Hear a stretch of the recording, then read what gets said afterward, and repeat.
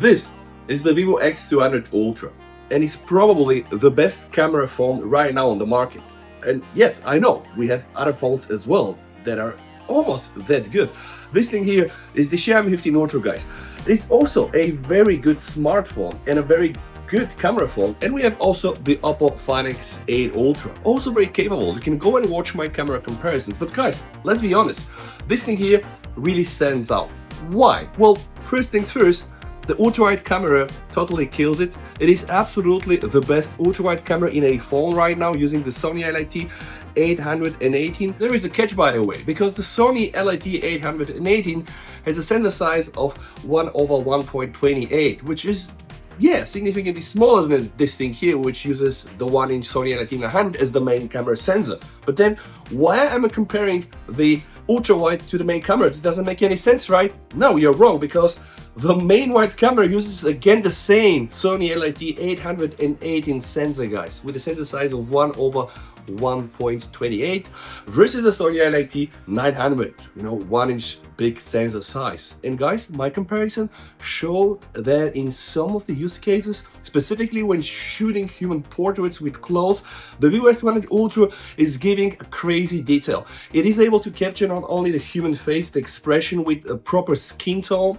but also capture all the fabrics in a crazy level of detail. And it's not to say that the Xiaomi 15 Ultra is doing a bad job. No, it's not. And also, the Oppo Find X8 Ultra is absolutely killing it. But this thing here is probably the best overall package. The best ultra-wide, one of the best main wide cameras, despite the fact that it's not a 1-inch sensor, still able to give you that natural bokeh and a good separation. And of course, guys, the zoom camera, Samsung ISOCELL HP9X, which is an upgraded version of the Sony ISOCELL HP9, which is also the zoom camera that Xiaomi is using here as their second telephoto, because they do have also here a 3x. So this thing here has 4 cameras. This thing here only 3, right? But they are enough.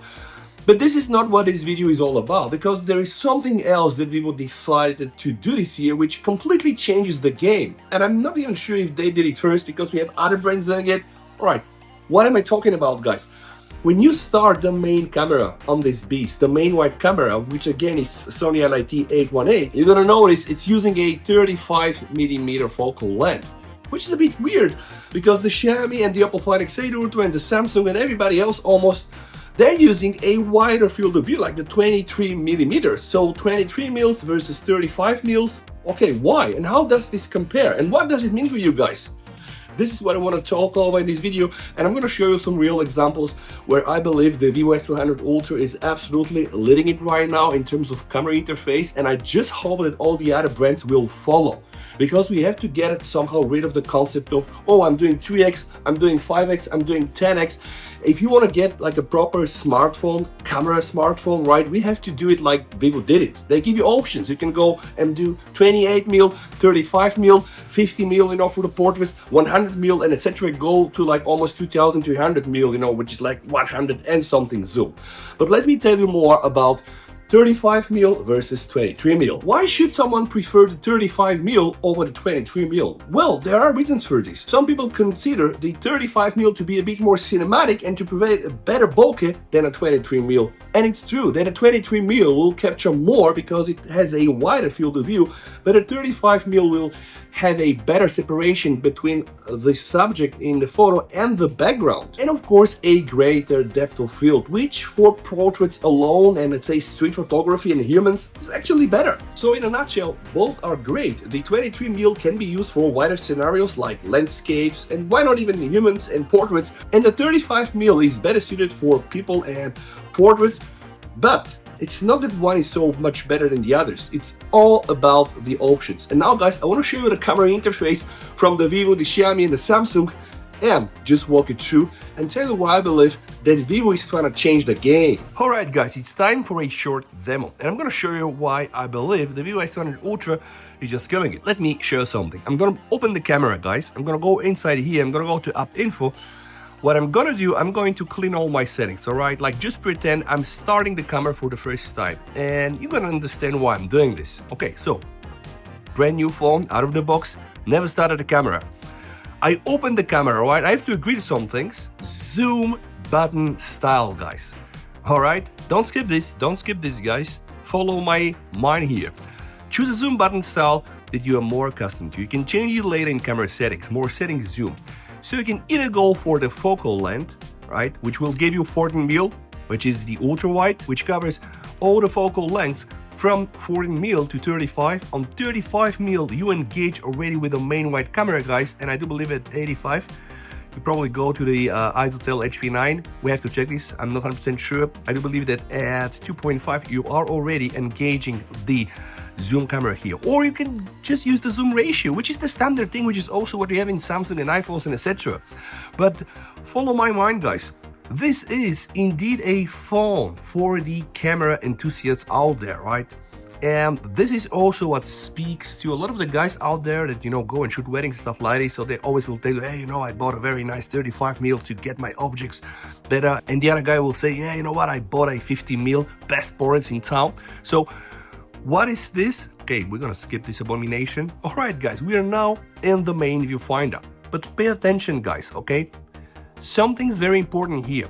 When I use this thing here, all right, which is indeed the macro photo, right? Let me just take a photo. So you think, oh, you're doing 35, which is the main wide camera? Okay, how do you know if that's true or not? Well, if you have the watermark, you can clearly see, okay, it's indeed 35mm focal length, but the aperture is 2.0, which means that this is using the ultra wide camera, you know, for like the macro. If you disable this, you can see, guys, right, we disable this. Pay attention right now, guys, okay? If you disable this, you can see, right, the focal length remains the same, but somehow the perspective changes because we are changing from the ultra wide camera to the main wide lens. Now, how do we know that's the main wide lens, guys? Well, this time we did a 35mm with an aperture of 1.69, which is the main camera. What if I want to use the ultra wide camera, guys? Very easy. I can just go and put 14mm. And by doing 14mm, all right, what do we have here, guys? 14mm f2.0 point. Now, why I think this is a better interface? See here, guys, when I'm on the ultra wide, right, and I don't want to go and engage with the main camera, right? Right now I'm going to be still on the ultra wide, but if I disable this, I'm going to be on the main camera. Let's say this is too close to me. I want a shorter focal length. What can I do? I can go back to the ultra wide, just double tap it, guys, and I'm gonna get 28mm. And this 28mm are gonna be shot by the ultra wide. And I know it's not gonna be 23mm like you have a standard here on the Xiaomi or on the Samsung or on the Oppo, but it's still very close. And the same happens here. When I engage with the main wide camera, guys, I can double tap one more time to get the sweet 50mm, which is gonna be completely crazy for portraits. And now we know this is indeed the main wide camera, all right? You can do it one more time to get 70mm, right? So we have 35mm, 50mm, and 70mm. Here we have 14mm, 28mm, and that's basically it. So here, guys, you can also go and do 70mm, and this 70mm are gonna be delivered by the main wide camera. Now, boom, this is when we engage the monster of a beast, the ISOCELL HP9X. How do we know this, guys? See, the aperture is 2.27, and here you have plenty of options too. You have 85mm, 135mm, you have also the super macro if you want, and then we have 170 to 30, and they all have multiple options, guys. Now let's see what happens on the Xiaomi, guys. This is the Xiaomi. I can go here and boom, do the ultra wide. All right, and how do we know it's an ultra wide? Yeah, 14mm 2.2. Okay, so a brighter ultra wide here on the Vivo, right, with 0.2 stops. So guys, also what can we do here?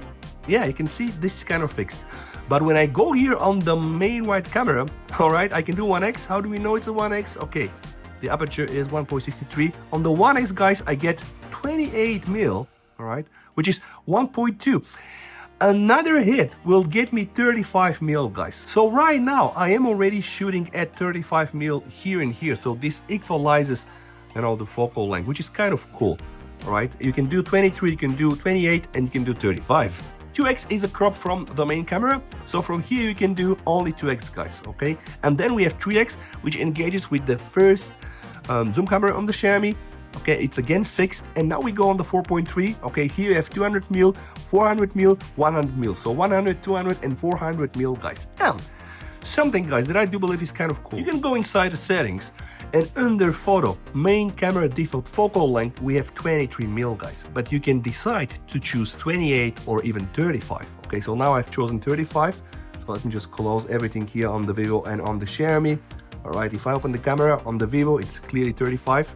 Now, guys, see, I have the ultra wide, and I have directly 1.x. Okay, still I can click it and it will give me 1x, which is the 23mm. But the default setting is going to be always here 1.5x, which is leading me to the Samsung. Okay, and in Samsung, guys, see here, I go to the ultra wide. This is it, guys. Nothing happens. I go to the 1x. Nothing really happens. I go to the 2x. Nothing really happens. And this is kind of more limited on the Samsung phone. They give you some options, but I don't really like the fact that they don't really work with the millimeters at all. If you do have the camera assistant, though, you can set up the zoom shortcuts 2x and 10x for a re-mosaic crop of the height sensor, and of course put a 100x if you want. But I do believe that the interface from the Xiaomi in general, from the Chinese phones on the camera, is just way more better if you're really so much into smartphone photography. And I do also believe that Vivo is trying to change the game with that 35mm, because guys, we've shot enough with 23mm. Now this thing here is probably gonna be really better if you want to take a phone out there and use it for street photography, shoot even people. So let's see what is going to happen. We already know that there are phones like Nubia that also are going to embrace the 35mm. So it's going to be interesting to see if this thing will hold in the future, or they will go back to a shorter focal length in the future models. Thank you so much for watching, guys. And if you have liked this video, you can check my camera comparisons. Stay safe, VST over, and bye.